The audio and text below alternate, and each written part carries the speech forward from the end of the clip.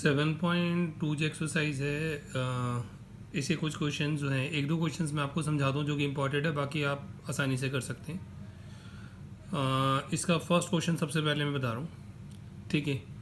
Question अगर आप पढ़ेंगे एनसीईआरटी की बुक में ही, खैर इसमें पढ़ेंगे तो उसमें लिखा है isosceles triangles A B triangle A B C with A B equal to A C, ठीक है। आप एक ट्रायंगल फॉर्म, फिगर इसकी गिवन नहीं है इसलिए फिगर जो है वो आपको बनानी पड़ेगी।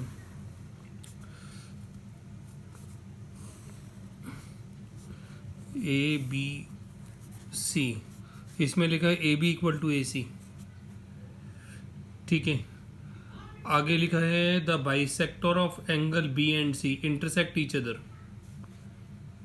Bisector of angle B and सी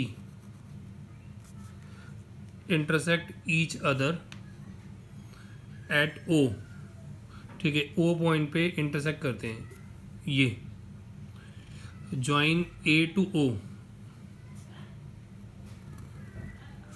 ए और ओ को ज्वाइन कर दिया। हमें प्रूव करना है कि ओ बी और ओ सी इक्वल है और ए ओ यानी ये एंगल ए को बाइसेक्ट कर रहा है। ए ओ एंगल ए को बाइसेक्ट करने का मतलब है कि इधर जो भी एंगल फॉर्म होंगे वो आपस में इक्वल होंगे, ये इसका मतलब होता है, ठीक है। अगर ये लिखा है ए ओ बाइसेक्ट एंगल ए, तो ए ओ ये एंगल ए को बाइसेक्ट कर रहा है, यानी एंगल ए को जो है दो इक्वल पार्ट्स पे डिवाइड कर रहा है, ये इसका मीनिंग है, ठीक है। तो इसमें जो भी गिवन वगैरह होगा वो आप लिख लेना, गिवन और टू प्रूफ।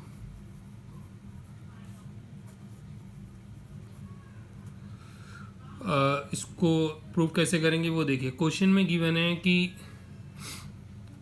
ए बी और ए सी इक्वल है, ये क्वेश्चन में गिवन है, ठीक है। ए बी और ए सी इक्वल है।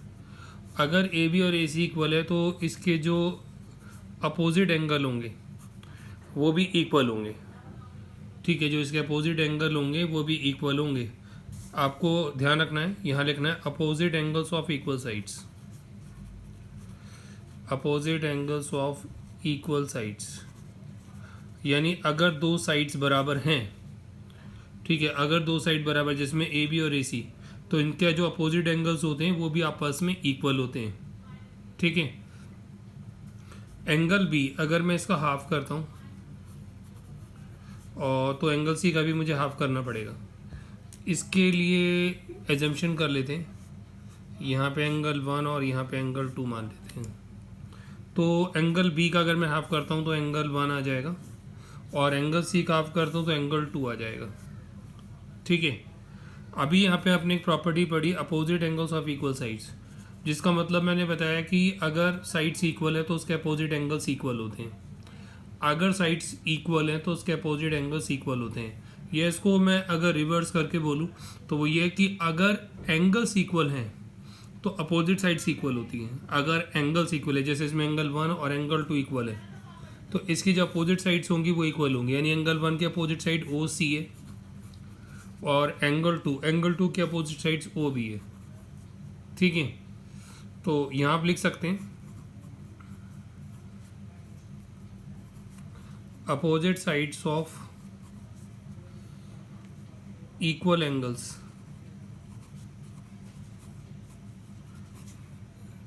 ठीक है। तो ये फर्स्ट पार्ट था जो क्वेश्चन में प्रूव करने के लिए बोला था।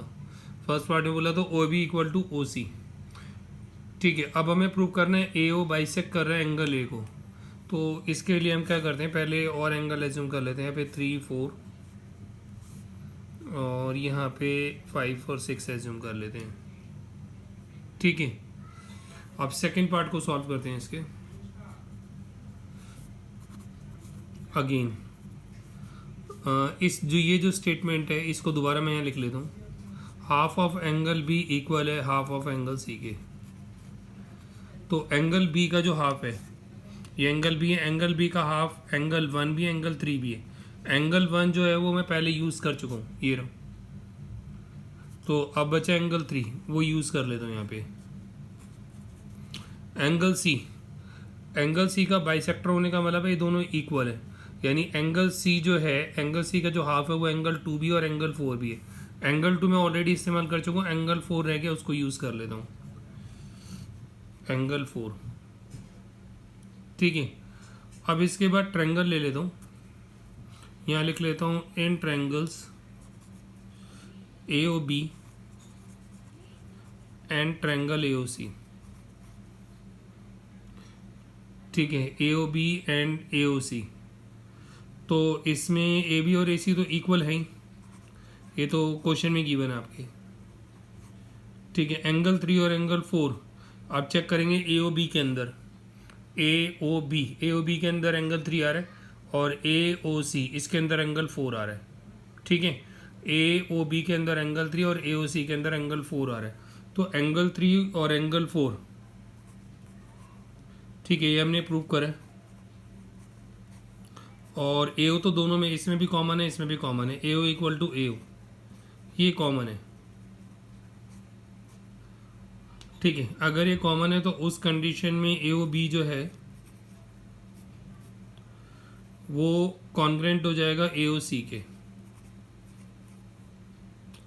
ठीक है, AOC के, AOB और AOC कॉन्ग्रेंट हो जाएंगे, AOB और AOB और AOC। अगर ऐसा तो उस कंडीशन में एंगल 5 और 6 इक्वल हो जाएंगे, एंगल 5 और 6 इक्वल हो जाएंगे। ठीक है, तो यहाँ लिखेंगे angle 5 equal to angle 6, CPCT, congruent part of congruent triangle. यानी अगर दो ट्रायंगल कॉन्ग्रेंट है, जैसे कि ये, अगर दो ट्रायंगल कॉन्ग्रेंट है तो उस कंडीशन में उनके जो एंगल्स होते हैं, उनकी जो साइड्स होती है वो भी आपस में इक्वल हो जाती है। तो हमने AOB और AOC को कॉन्ग्रेंट प्रूव करा, तो एंगल 5 और एंगल 6 भी इक्वल हो गए। ठीक है, तो एंगल 5 और एंगल 6 अगर ये इक्वल है तो इसका मतलब क्या है? इसका मतलब ये है कि AO जो है वो बाइसेक्स कर रहा है एंगल A को, ये इसका मीनिंग है। ठीक है, तो जो पूरा क्वेश्चन है वो आपका ये था। इवन प्रूफ वगैरह आप लोग अपने आप लिख सकते हैं। क्वेश्चन आसान है, सिर्फ कॉन्ग्रुएंसीज वगैरह जो है उसको आपको ध्यान में रखना है कि कैसे कैसे उसको सॉल्व किया गया है। वहाँ उस पार्ट को अगर आप ध्यान रखेंगे फिर दिक्कत नहीं होगी आपको बिल्कुल भी। ठीक है, इसका एक क्वेश्चन और है, क्वेश्चन नंबर 6, वो भी मैं आपको समझा दे रहा हूँ। क्वेश्चन नंबर 6, ठीक है, ये भी इंपॉर्टेंट क्वेश्चन है इस एक्सरसाइज का। बाकी क्वेश्चन थोड़े से ऐसे हैं कि आप आसानी से कर सकते हो, इतनी दिक्कत होगी नहीं आपको। हाँ, इसमें लिखा है triangle ABC is an isosceles triangles in which AB equal to AC, AB equal to AC निशान लगा हुआ है, AB और AC ये आपस में इक्वल है। Side BA is produced to D, side BA जो है ये, साइड BA को हमने प्रोड्यूस करा है ये D पॉइंट तक, और इस ढंग से प्रोड्यूस करा कि AD और AB इक्वल दिखाई देने चाहिए। जितना AB है उतना ही AD भी आपको दिखाई पड़ना चाहिए। ठीक है, दोनों आपस में इक्वल है। आपको प्रूव करना है कि BCD जो है वो एक राइट एंगल है। ठीक है, गिवन और प्रूफ जो हैं वो तो लिखने आपको, गिवन और टू प्रूफ। ठीक है, उसके लिए हम क्या करते हैं कि एंगल्स जो है वो मान लेते हैं। जैसे इधर मैंने एंगल 1 मान लिया, इधर 2 मान लिया, इधर 3 और इधर 4 मान लिया। ठीक है, अब क्वेश्चन में गिवन है कि AB और AC इक्वल है, ये क्वेश्चन के अंदर आपके गिवन है। ठीक है, अगर AB और AC इक्वल है, यानी AB और AC इक्वल है, तो जो इसके अपोजिट साइड्स, अगर दो साइड्स इक्वल है तो जो उनके अपोजिट एंगल्स होते हैं वो इक्वल होंगे, यानी एंगल 1 और एंगल 2 ये इक्वल होंगे। Opposite angles of equal sides, तो एंगल 1 और एंगल 2 जो है वो आपस में इक्वल हो जाएंगे। ठीक है, अब क्वेश्चन में यही भी गिवन है कि AB और AD, ये भी क्वेश्चन के अंदर गिवन है आपको कि AB और AD जो है वो आपस में इक्वल है। लेकिन एक चीज़ और भी है कि AD जो है वो AC के भी इक्वल है, AD जो है वो AC के भी तो इक्वल है। ठीक है, तो AD अगर AC के इक्वल है तो AD और AC को चेक कर लेते हैं। AD है, AC है, तो अगर ये दोनों इक्वल है तो जो इसके अपोजिट एंगल्स होंगे वो इक्वल हो जाएंगे, यानी एंगल 3 और एंगल 4 जो हैं, क्योंकि AD और AC इक्वल है। ठीक है, तो इनके जो अपोजिट एंगल है 3 और 4 वो भी आपस में बराबर होंगे, एंगल 3 इक्वल टू एंगल 4। ठीक है, सेम जो ऊपर आपने लिखा था opposite angles of equal sides, वही आपको यहाँ लिखना है। ये आपकी इक्वेशन फर्स्ट थी, मैंने लिखा नहीं, और ये इक्वेशन सेकंड आई है आपकी। यहाँ लिखेंगे आप add equation first and second, add equation first and second. ठीक है, एंगल वन के साथ एंगल 3 को प्लस कर देंगे और एंगल 2 के साथ एंगल 4 को प्लस कर देंगे। ठीक है, तो एंगल 1 और एंगल 3 को अगर आप चेक करेंगे तो एंगल 1 और एंगल 3 जो है, अच्छा नहीं, इसमें भी ऐसे नहीं करनी, इसको इक्वेशन थर्ड मान लेते हैं। 2 और 4 की तो वैल्यू आ नहीं पाएगी ना। एंगल 1 इक्वल टू एंगल 3, उसके हिसाब से सॉल्व कर लेंगे। आगे जो है इक्वेशन को सॉल्व कर लेंगे। ट्रायंगल BCD, ठीक है, BCD को ले लेते हैं। BCD ध्यान रखिएगा,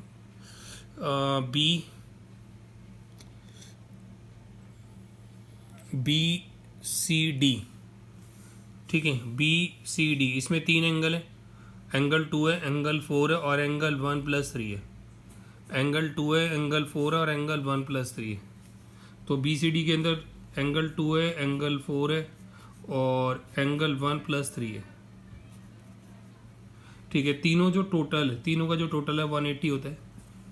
ठीक है, यहाँ आप ये मत बोलेगा कि 4 है, क्योंकि ये आप चेक करेंगे तो इसके 2 पार्ट हो रखे हैं। तो एक ट्रायंगल है, उसमें 3 ही एंगल बन सकते हैं, तो एंगल 2, एंगल 4 और एंगल 1 + 3। ठीक है, तो एंगल 2 + एंगल 4, एंगल 2 + एंगल 4 जो है वो किसके इक्वल है? Angle 2 + angle 4। तो आप चेक करेंगे एंगल 2 + एंगल 4 जो है वो एंगल 1 + एंगल 3 के इक्वल है। ठीक है, तो इन दोनों की जगह पर आप एंगल 1 + एंगल 3 लिख देंगे। एंगल 1 + एंगल 3, ये एज इट इज उतार लेंगे। तो इसमें एंगल 1 2 बार आ रहा है और एंगल 3 भी 2 बार आ रहा है। एंगल 1 भी 2 बार आ रहा है, एंगल 3 भी 2 बार आ रहा है, ये 180 हो गया। ठीक है, तो angle 1 + angle 3 equal to 180 divided by 2। अब एंगल 1 + एंगल 3, एंगल 1 + एंगल 3 क्या चीज़ है? ये यानी एंगल C। तो इसको हम क्या पढ़ेंगे? इसको पढ़ेंगे BCD। तो एंगल 1 + एंगल 3 की जगह हम ले देंगे BCD, इसको डिवाइड कर देंगे तो ये 90 डिग्री आ गया। ठीक है, तो ये पूरा क्वेश्चन था इसका आपका। ये इंपॉर्टेंट क्वेश्चन था, इसलिए मैंने आपको बता दिया कि कैसे कैसे जो है इसको सॉल्व करना है आपको। ये इसके सारे स्टेप्स हैं जो आपको ध्यान रखने हैं। और स्पेशली कई बार बच्चे क्या करते हैं कि क्वेश्चन पूरा सॉल्व कर लेंगे, एंगल 1 2 3 4 5 6 सब कुछ होगा, लेकिन जब आप फिगर चेक करेंगे तो फिगर के अंदर एंगल 1 2 3 4 जैसे मैंने लिखा वो गायब होता है। ठीक है, उनका एंगल 1 2 3 4 जो है गायब होगा, लेकिन पूरा क्वेश्चन जो है वो ऐसे सॉल्व किया गया होगा जैसे कि मैंने करा, बस एंगल नहीं होंगे, तो उसके कोई मार्क्स नहीं मिलने आपको, उसका कोई भी नंबर अलॉटेड नहीं होना। इसलिए आपको ध्यान रखना है कि जो एंगल जहाँ जहाँ मैंने जैसे समझाए हैं वैसे वैसे आपको प्रॉपर वे में उसको लिखना है। ठीक है ना।